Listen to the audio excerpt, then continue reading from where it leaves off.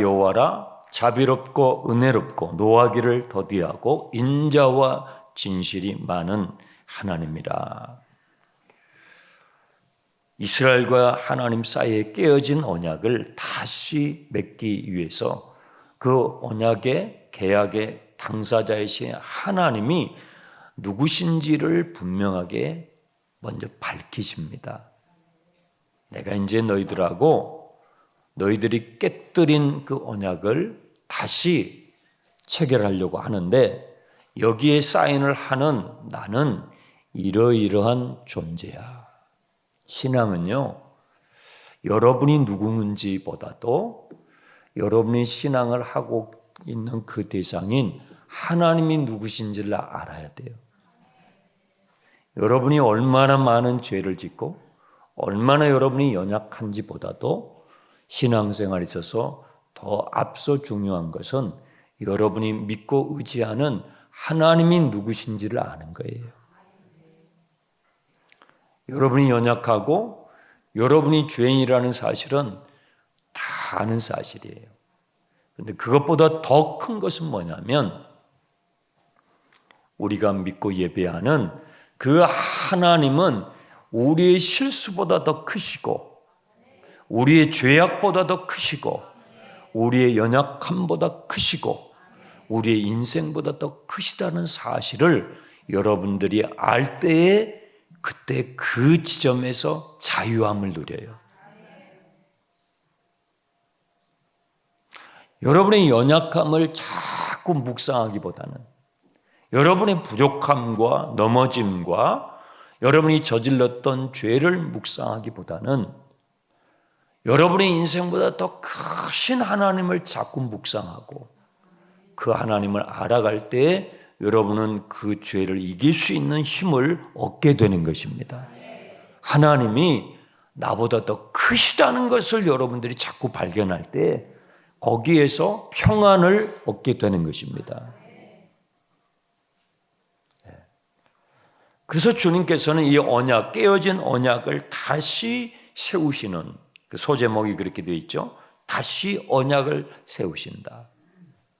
깨어졌던 그 언약을 다시 세움에 있어서 먼저 하나님 자신이 누구신지 이 언약에 사인을 하시려고 하는 이분이 누구신지를 먼저 밝히 말씀하고 계시는 것입니다.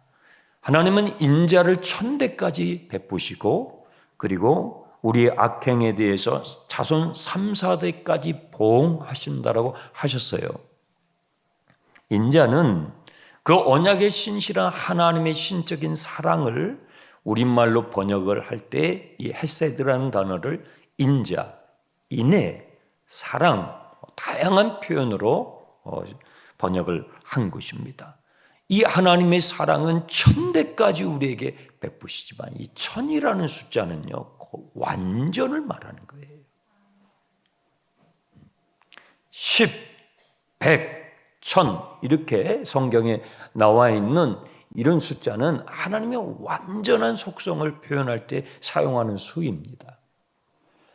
주께서 우리에게 적용하시는 그 인자는 1000대까지 베푸시지만 우리가 범한 죄에 대해서 우리를 징계하실 때는 3, 4대까지 하신다. 그 당시에는 우리나라도 70년대까지만 해도 3, 4대 같이 살았습니다. 한 동네에서 한 집에서 같이 살기도 했습니다. 그럼 모세 시대 때는 뭐 당연한 거죠. 하나님의 사랑이 큰 대양, 오션이라고 한다면 그 바다를 짜게 하는 그 염도가 그렇게 많지 않습니다. 어제 제가 말씀드렸죠. 한 3% 정도 된다고 합니다. 그런데 바다를 바다되게 하고 바다를 더 풍성하게 하고 바다에서 나오는 좋은 것은 다 바다에서 나온다고 그러잖아요. 그 바다를 바다되게 하는 것은 그 염도가 있기 때문이에요.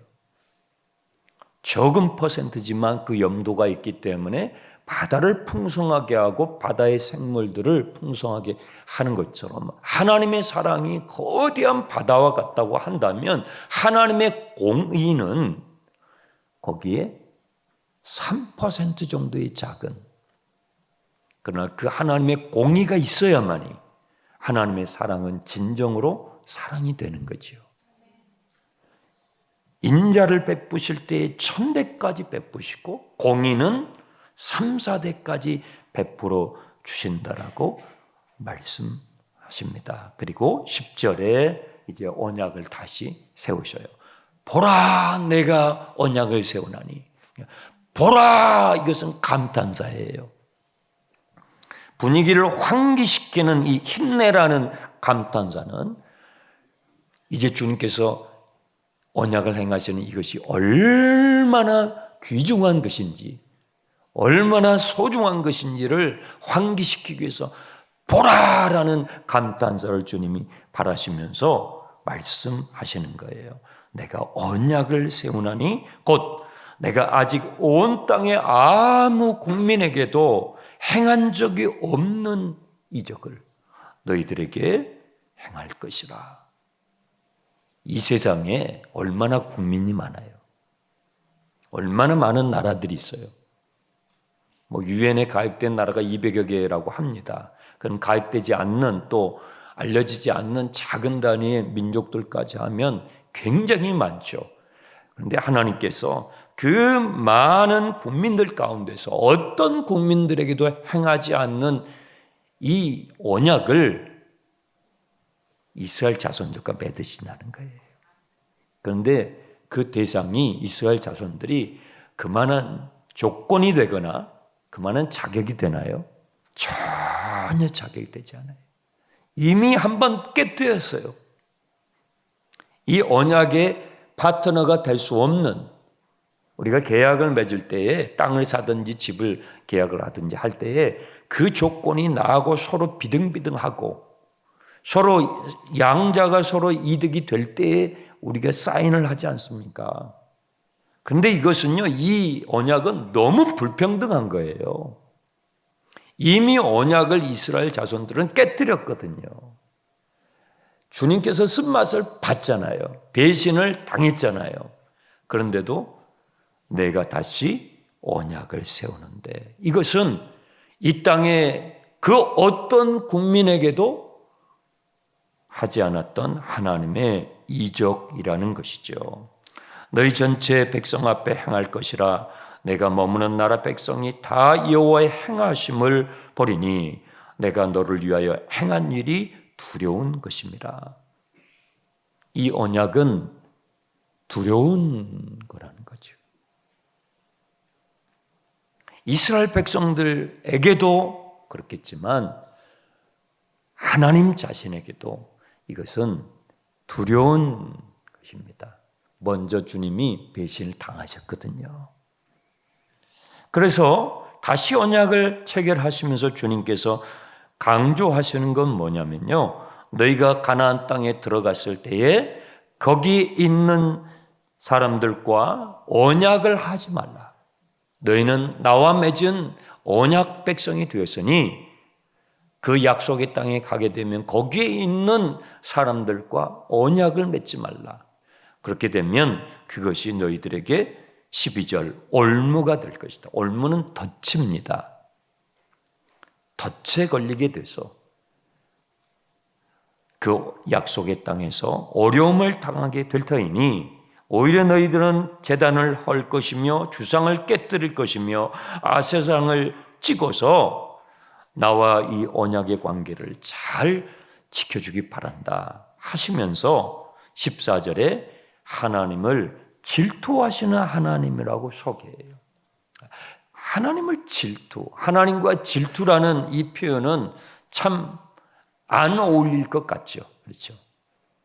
하나님은 거룩하시고, 하나님은 사랑이시고, 하나님은 의로우시고, 이런 표현들은 하나님께 참 어울린데, 하나님은 질투하시고, 이건 좀 하나님의 수준을 격하시키는 것 같은 표현 같지만 그렇지 않습니다.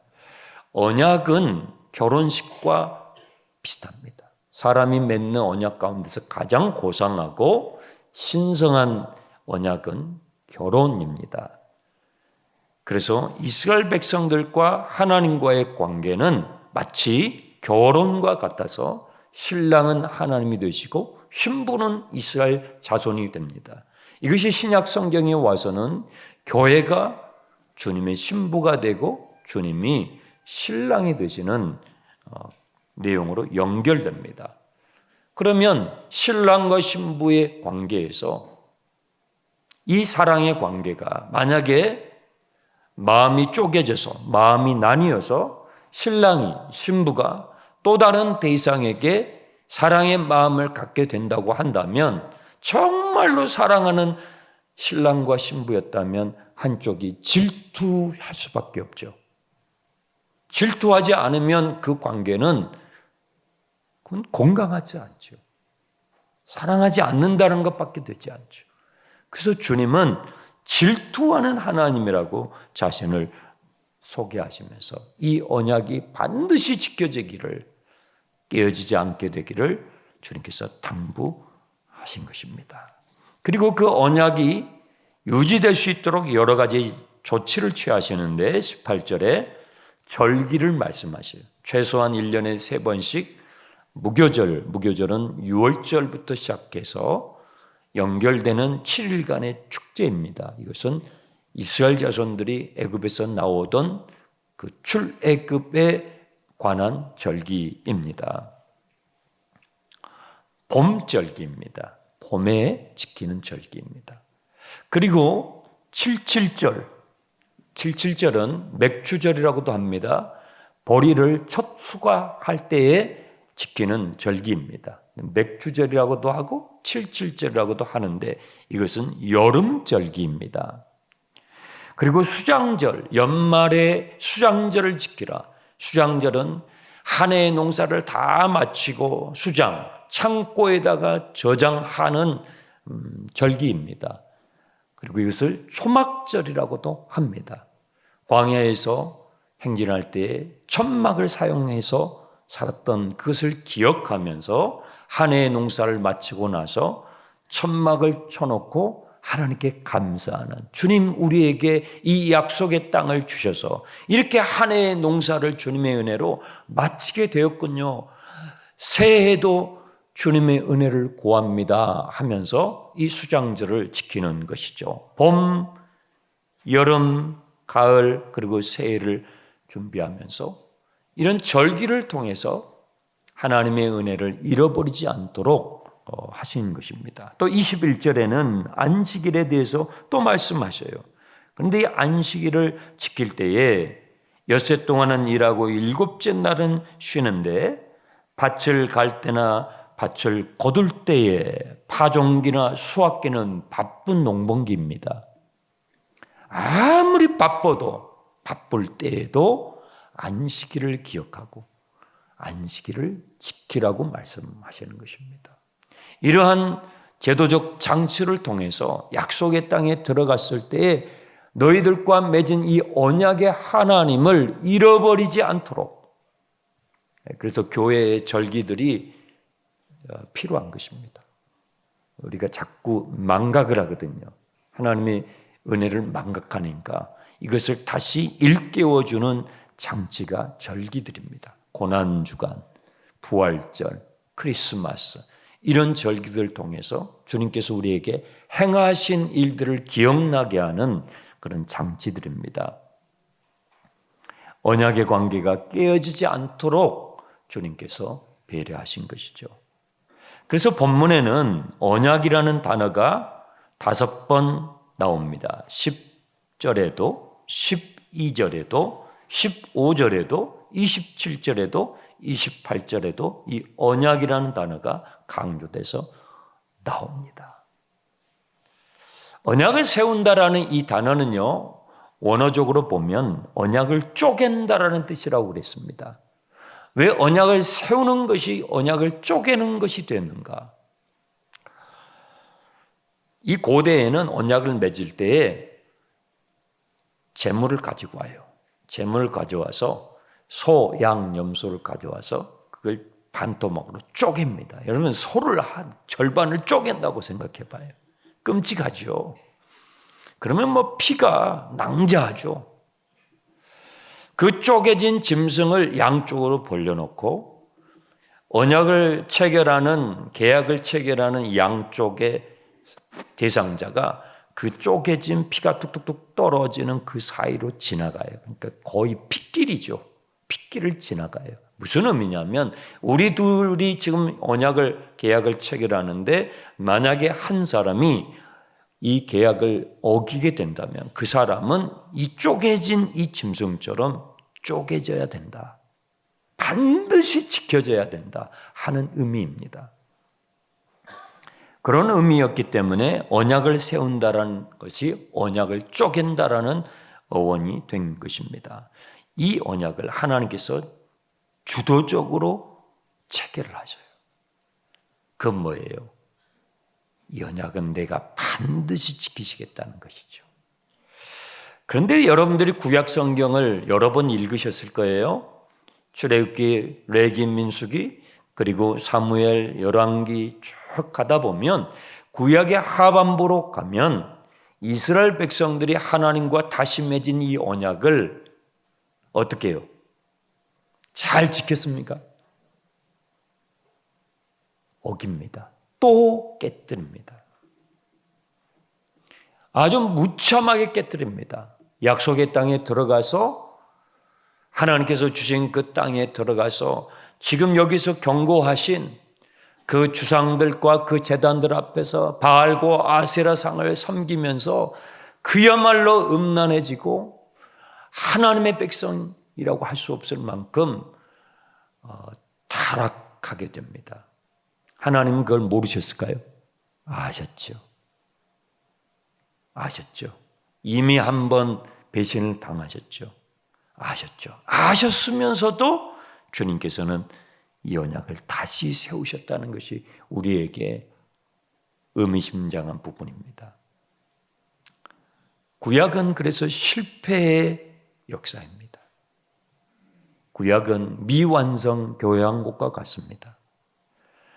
그래서 여러분 예언서에 가게 되면 구약 하반부의 예언서에 하나님께서 우리에게 다시 언약을 주실 것이라는 약속이 또 나옵니다. 네. 여기 본문에서 다시 언약을 체결하셨던 하나님께서 구약에 실패한 이스라엘 백성들에게 다시 언약을 체결하실 거라는 약속을 예언을 주셔요. 자, 예레미야 31장 띄워주시기 바랍니다. 함께 읽습니다. 여호와의 말씀이니라. 보라, 날이 이르리니 내가 이스라엘 집과 유다 집에 새 언약을 맺으리라. 이 언약은 내가 그들의 조상들의 손을 잡고 애굽 땅에서 인도하여 내던 날에 맺었던 것과 같지 아니할 것은 내가 그들의 남편이 되어서도 그들이 내 언약을 깨뜨렸음이라. 여호와의 말씀이니라. 자, 그러나 그 날 후에 내가 이스라엘 집과 맺을 언약은 이러하니 곧 내가 나의 법을 그들의 속에 두며 그들의 마음에 기록하여 나는 그들의 하나님이 되고 그들은 내 백성이 될 것이라. 여호와의 말씀이라. 예레미야는요, 약속의 땅을 차지한 이스라엘 백성들이 망하게 되었을 때, 예루살렘이 망해요. 예루살렘이 망할 때 성전이 불탑니다. 성전은 이 성소가 성전이 되거든요. 하나님의 집이. 성전이 불타요. 하나님의 영광이 예루살렘을 떠납니다. 바로 그때에 부름받아서 하나님의 예언을 선포했던 사람이 눈물의 선지자 예레미야예요. 이 예레미야에게 하나님께서 언약을 깨뜨리고 다시 애굽에서 포로였던 자들이 바벨론의 포로로 끌려가게 되었을 때 놀라운 예언을 주십니다. 내가 이들에게 새로운 언약을 줄 거야. 여러분 같으면 그렇게 하겠어요? 배반을 해도 한두 번 한 게 아니에요. 배신을 하고 또 배신을 하고 또 배신한 그 대상에게 여러분 같으면 또 이렇게 하시겠냐고요. 그렇지 않죠.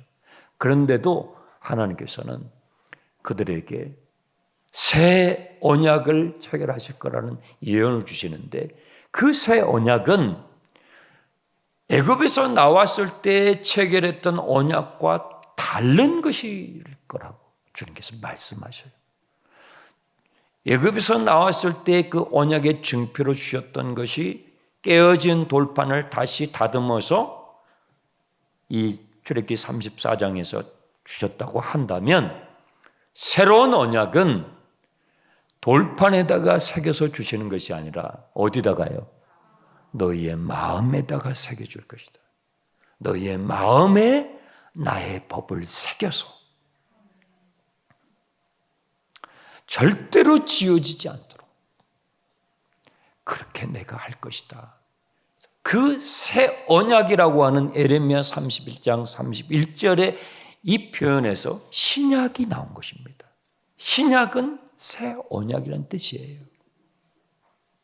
도저히 자격이 안 되는, 또 배신하고 또 배신하고 또 배신할 수밖에 없는 저와 여러분과 같은 존재들, 죄인들 향한 하나님의 그 무한한 사랑, 그 넘치는 사랑을 주님께서 보여주시는 것입니다. 주께서 십자가에서 피 흘려 죽으시고 부활하신 후에 오순절에 성령을 부어주셔서 성령께서 우리 안에 들어오셔서 지금은요, 성령께서 저와 여러분의 마음판에다가 하나님의 말씀을 새겨주셔요. 그래서 예전에 어르신들은요, 글자를 배우지 못하신 분들이 많으셨어요. 학교에 다니지 못하는 분들이 많으셨는데도 교회에 오셔서 예배드리면서 말씀을 듣고 한자 한자 성경을 읽으시면서 하나님의 사랑을 깨달았죠.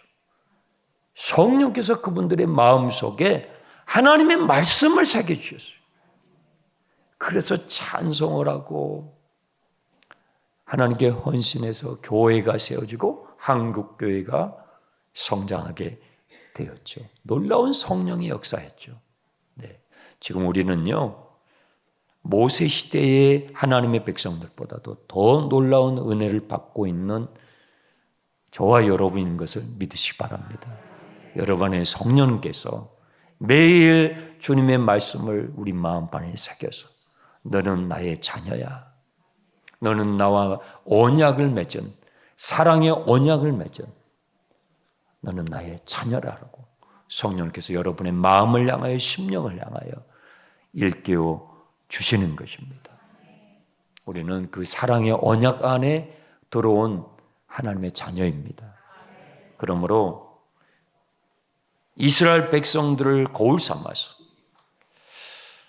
하나님의 자녀답게 하나님을 닮아가는 성결한, 성화되어져가는, 성숙되어져가는 우리 장충단 성도들이 되시길 주님의 이름으로 축원합니다.